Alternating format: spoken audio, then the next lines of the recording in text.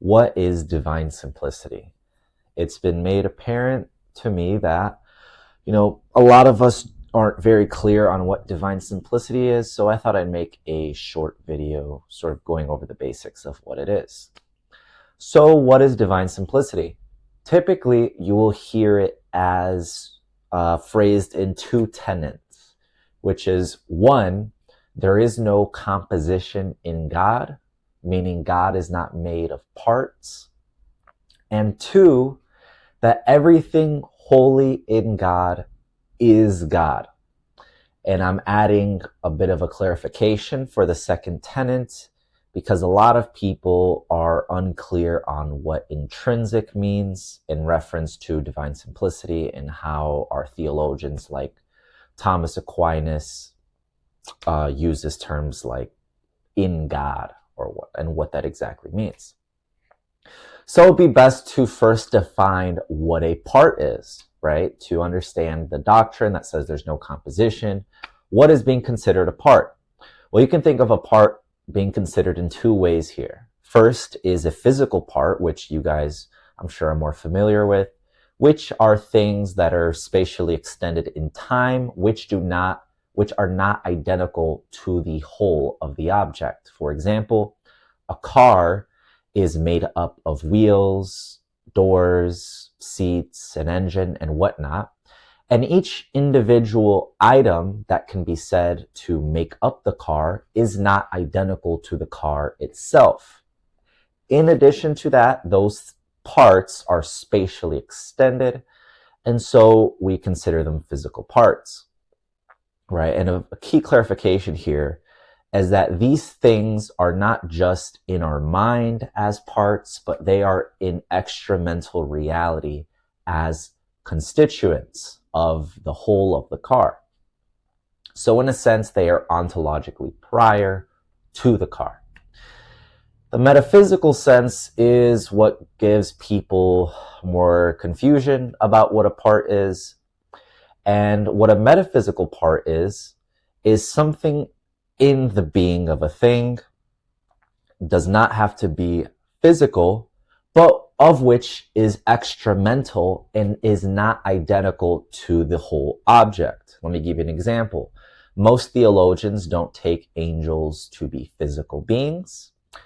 And let's just take the definition of an angel as composed of intellect and existence, right? So existence isn't the whole of the angel's essence, right? The angel's essence is in itself an intellect.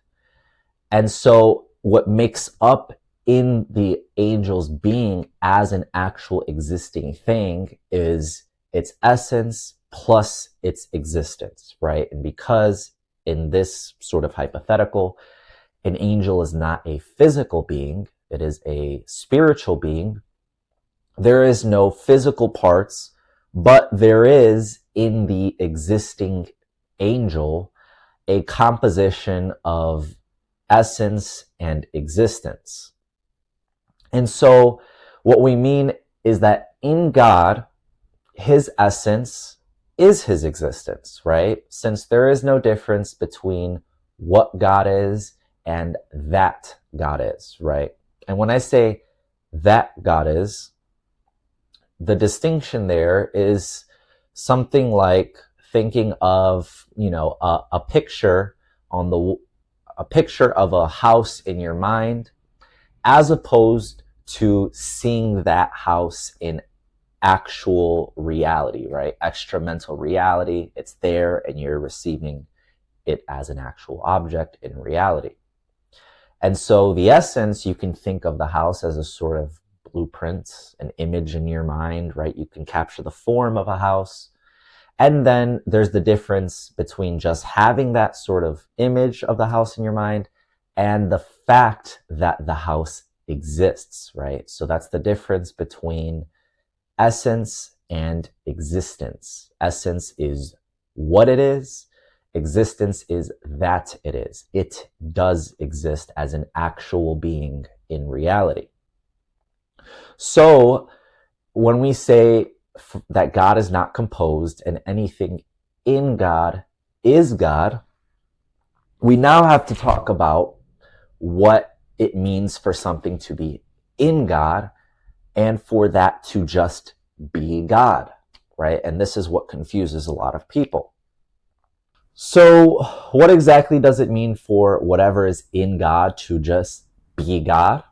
Well, remember, for the examples of things that are composed, those things in extra mental reality can be said to have things that make up the entirety of the object, the thing, the being. And those individual things that make it up are not identical to the whole of the being, right? So in the case of the car, right, the tires are not identical to the car. In the case of the angel, right, the existence is not identical to the entirety of the angel, right? The angel as an existing thing is made up of both existence and essence, right? It doesn't have existence essentially in its essence. But when it comes to God, since God doesn't receive existence from another, and since God has no composition, there is no difference between what he is and that he is. The fact of what he is just the fact that he exists. And so when we predicate certain things of him, and this is where you really got to listen, because this is where people really start tripping up, is the divine perfections. Now, what is a perfection? Well, a perfection is a sort of predicate of God, that we say of God, that contains the whole of his existence, the whole of his being. So take God's love, for example. It would be better to say it as opposed to God's love as God is love, right? Because when we say God is love, we're really just saying that the predicate love is really describing the entirety of God's being. And then the distinction that we're making between, let's say, love and his mercy is rather just a conceptual distinction, as we cannot comprehend absolute simplicity. We have to comprehend things as multiplicity. And so think of it as a sort of prism, as you'll see on the screen. And I know, in scientifically speaking, the initial light is composed of whatever. That's not the point. The point is to give an image that you can sort of picture this in your head of, which is that you can sort of see like one light beam spreading into a multitude. And the one light beam here is like God, and the multitude is the sort of created order of which we receive absolute simplicity in terms of multiplicity.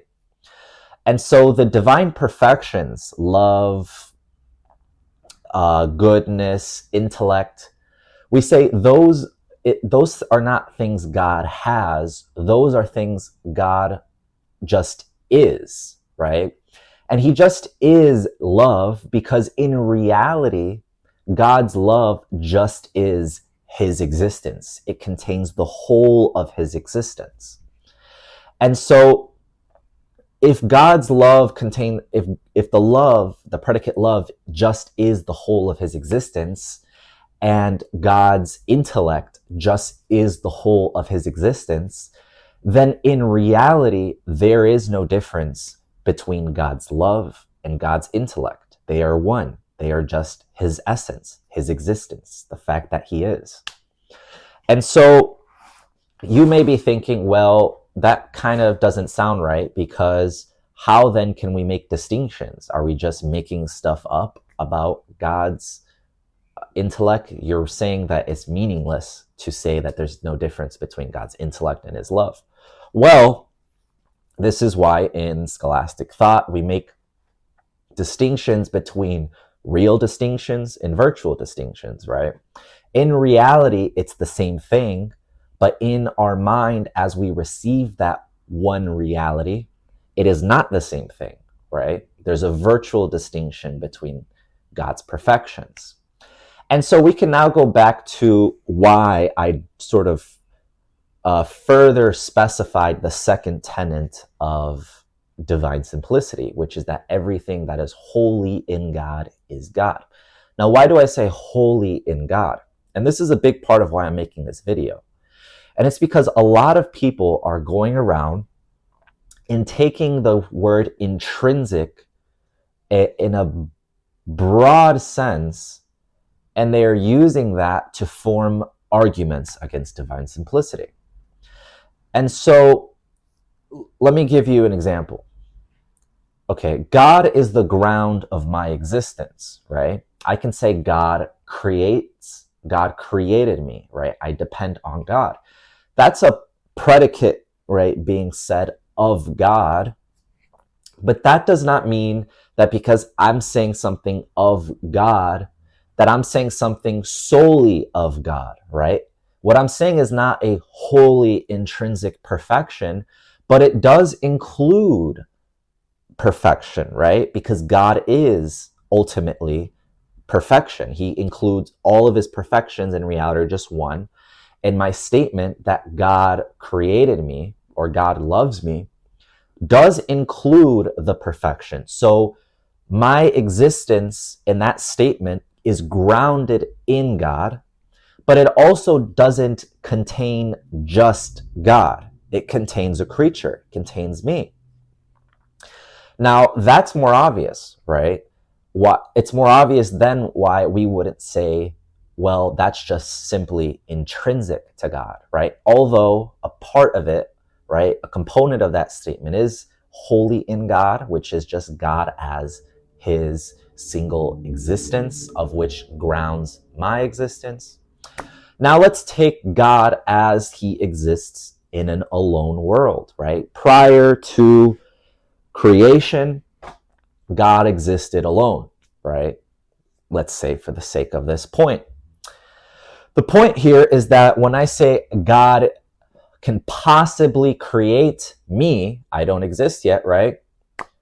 Think of the same thing we said earlier. Is that a wholly intrinsic perfection? That statement? Well, no, right? Because it contains something that isn't the entirety of God's being. A possible creature, right? A possible creature is not identical to pure existence, but God's perfection, his will, is wholly identical to his existence. And just like me as an actual creature I am grounded in God's will, in the same way that does not include me, even though the statement includes something that's not a perfection, that's grounded in a perfection, when I don't exist or when nothing exists, it's the same. It includes that statement, God can create possible creatures, God can create me as a possible creature, that includes something that is not a perfection. It includes the perfection, the grounding, the God's existence, plus his existence as it relates to something that is not perfect, that does not contain existence in itself, right? But God's will just refers back to the same divine reality, right? That's wholly in God. But possible creature does not point back to the whole of the reality, yet it is grounded in the reality. This is important to understand divine simplicity. Now, another thing you guys may ask is, well, if we can't know anything about God really directly, can we say anything true of him at all? Because all we have are conceptual distinctions in our head, and really we're not saying anything directly of that one undivided reality. Well, think about dark matter as an example, right?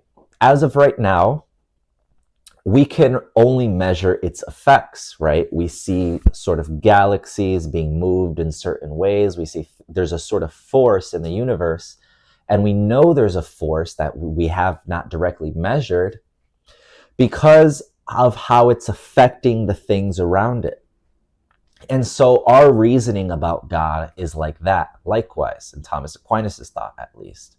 And it's that we know things through their effects. So we know things of God through the effects of the created order. And so just like we don't know dark matter directly, in the created order, we can see things about the cause of those effects because every effect contains a trace of its cause. And so we can reason back to the cause, although not directly. We cannot directly reason back to the cause, but we can see its effects. And so we can know what God is through negating what God is not. There's a lot of confusion going around about divine simplicity. And I'm going to make more videos clarifying a lot of the objections to this so that we can all have a better understanding of what divine simplicity is.